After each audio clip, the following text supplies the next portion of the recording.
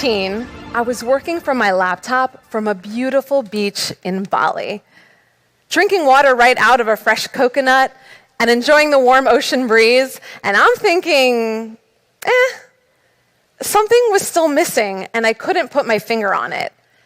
How could I be in this scenario and not feel fulfilled? I worked from 12 countries in 12 months that year. An opportunity that was once rare is now more possible for more people than ever before. Spotify recently introduced their new Work From Anywhere policy, in which they're giving employees a choice of working wherever they do their most focused and creative thinking. Dropbox's new way of working is called Virtual First, in which remote work will be the primary experience for employees, saving in-person meetings for special occasions.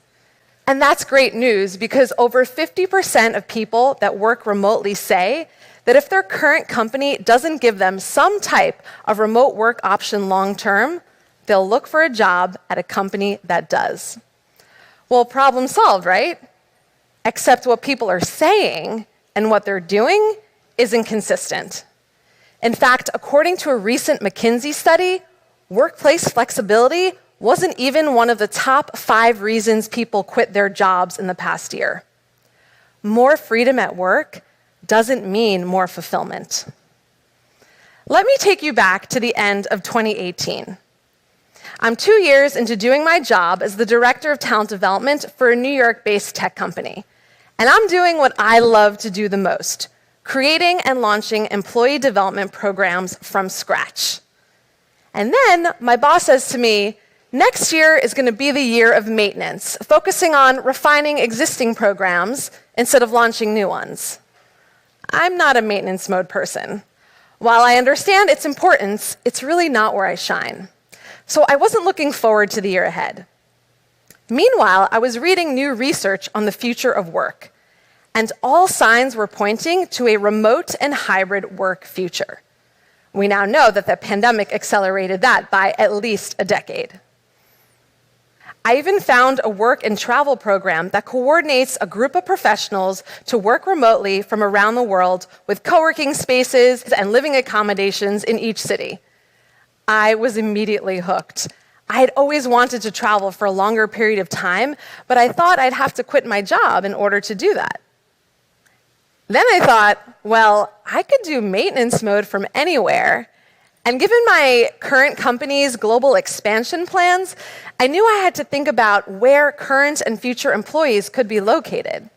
If I could convince my company that I should work remotely to better understand the opportunities and challenges that remote workers face, it could be a win-win for both of us.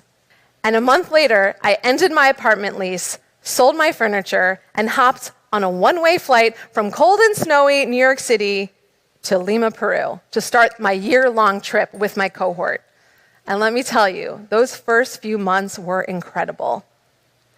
I attended a virtual team meeting from my co-working space at Lima before heading out to go surfing at sunset on a regular Tuesday. I launched a work program from inside of a pool in Puerto Escondido, Mexico.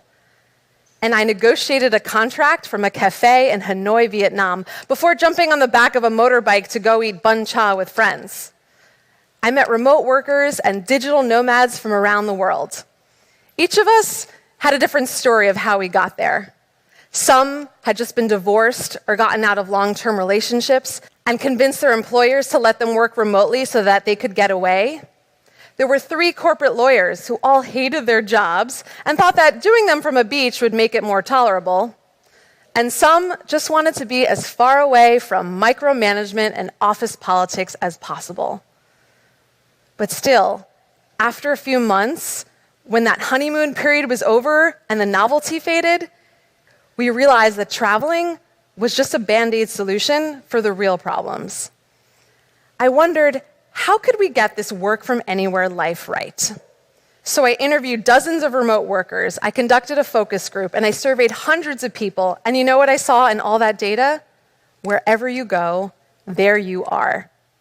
If you hate your job in Houston, you will hate it in Hanoi.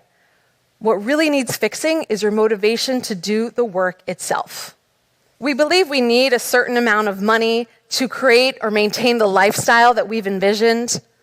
We think we need a specific job title that aligns with the identity that we or our parents imagined for us a decade ago. And we don't realize that we get stuck in the motions of work routines without intention.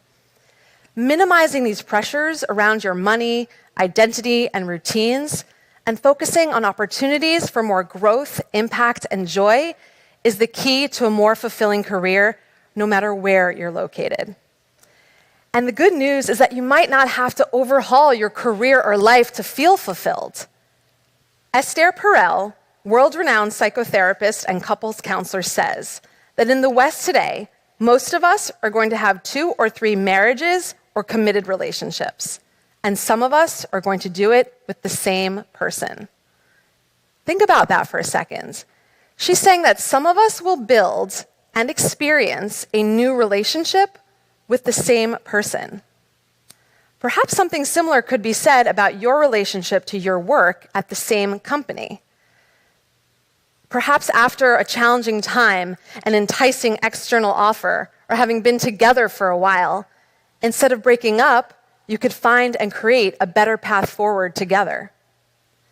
And I'm not saying you're going to get everything you want out of your current job, but given how much time you spend working, isn't it worth a shot to make it as fulfilling as possible? When the pandemic hit and much of the world went remote, I saw my corporate friends in the States follow the exact same trajectory that we did abroad. The thrill of working home in your pajamas, having more flexibility with your schedule, being able to do the laundry in between meetings, all of which can make a real difference in improving your daily life. But still, once the novelty faded and the reality set in, people had to face whatever underlying issues they'd had before the pandemic started. When the perks of an office job were taken away, whether it was the free snacks in the break room, the water cooler conversation with colleagues, what people were left with was the work itself and their motivation, or lack thereof, to do it. And they began to ask themselves really important questions. Do I even like my job? Is this really worth my time? Is this what I want to be doing? And these are great questions to ask. The problem is, for way too many people, they thought they had to completely overhaul their career or life.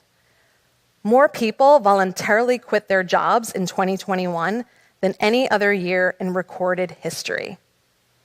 They wanted a fresh start and a new beginning after a challenging time. Here's the kicker, though. Almost 50% of the people that did find jobs after quitting say that their new job has not lived up to their expectations. They found out, just like we did, in Peru, Mexico, and Vietnam, that wherever you go, there you are. Perhaps you could start the next chapter of your career in an organization that knows you, where you built credibility and trust and a network, and where they'd be willing to let you try things you haven't done before. Now, I'm not saying you should stay in a toxic work environment, and sometimes you do need a larger scale change, like a new job or new career. But before you make a decision that you think will make you happier, I want you to consider that happiness is a feeling that doesn't last. It often is what we want in the moment and depends on external circumstances. What does last, however, is fulfillment. Fulfillment is richer, deeper, and longer term, and often takes a longer amount of time and intention to get it.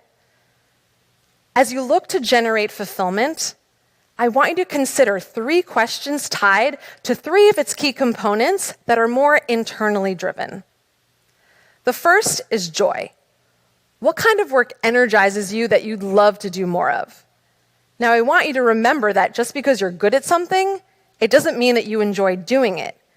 So really consider what gives you a deep feeling of contentment. Next is impact. How could you provide more value to your company or clients by doing this kind of work? And if you're having trouble answering that question, then ask your manager, your peers, or clients directly. Focus on work that's in that sweet spot of meeting both your interests and the client's needs, or the business needs. And finally, growth. Which knowledge or skills could you develop through these experiences? Feeling a sense of progress toward meaningful work is one of the biggest drivers of fulfillment. I asked myself these same 3 questions when I was feeling happy yet not fulfilled with my life working from a beach. And I found out that I find joy in interviewing, researching, and talking to remote workers about their lives.